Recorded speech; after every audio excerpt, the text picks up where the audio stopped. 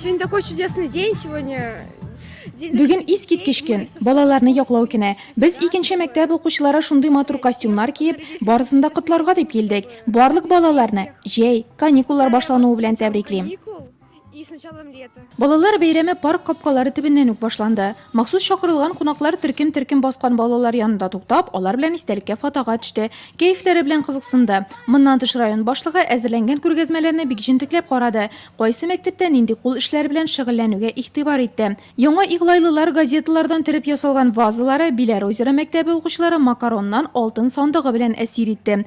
Яшь нурлатлыларның шундый гүзәл һәм чын осталарча ясалган эшләнмәләрен күреп, Равил Кузеров ихластан гаҗәпләнде. 13 лет. Это специалист будущего.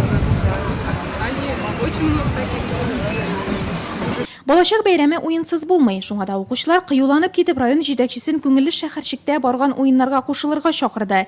Крестики-нолики уены 1-1 исәбе белән тәмамланды. Район башлыгы Равил Кузеров исә нәни нурлатлыларның бәхетле, исән-имин булып үсүләрен теләде.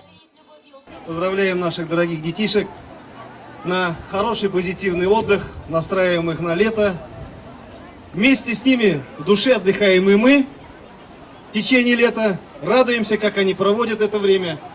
Я бы пожелал, чтобы лето у них это прошло незабываемого, очень радостно, с позитивным настроением, чтобы они вернулись в классы, школы, в садики. Бәйрәмнең тантаналы өлешендә котлаулар дәвам итеп чакырылган кунаклар балаларга бүләк өләште. Бүләккә җәйге лагерьларга юлламалар, кәрәзле телефон, планшет һәм башка кыйммәтле әйберләр иде.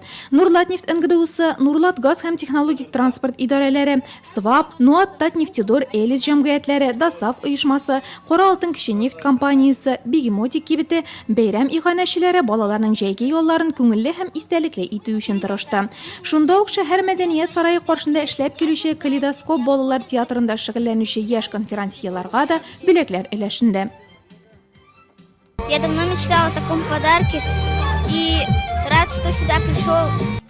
Балаларны яклау көненең исеме җисеменә туры килде. Ник дигәндә, бу көнне районыбыздагы төрле категория балалар күптәнге теләкләрен тормышка ашыра алды. Имин булмаган аз керемле гаиләләрдә тәрбияләнүче сабыйларның күпчелегенә җәйге лагерьларга бару турында чынлап та хыялланырга гына кала. Бүген өлкәннәр аларның хыялларын чынга ашырды. Бүгенге бәйрәмгә килгәнебезгә бик шатбыз.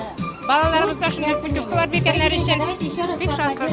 Ятим балаларны шулай зурлаганнар өчен государствога бик зур рәхмәтбез. Былтыр биргәннәре путевкалар Заречныйга, быел Вишневый Полянага бирделәр. Барабыз, Аллага шөкер, җыенабыз. Балаларыбыз бик шат. Ятим балалар инде алар, шатлансыннар. Шундый бәйрәм белән башланып киткән җәйнең беренче көнен балалар озак сагынып сөйләр әле. Бу чараны әти-әниләр дә бик көтеп ала булып чыкты.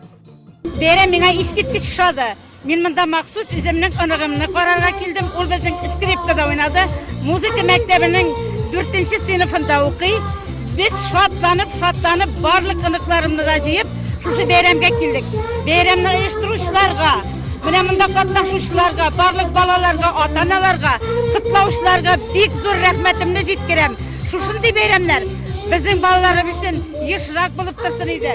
Без бик әбиләр шатланып, балаларыбызны, ыныкларыбызны карарга килер идек шулай. Күктә кояш, әти-әни янәшәдә кәеф күтәренке. Бәхетле бала булып үсәр өчен шул җитә. Калганын бүгенгедәй өлкәннәр кайгыртсын.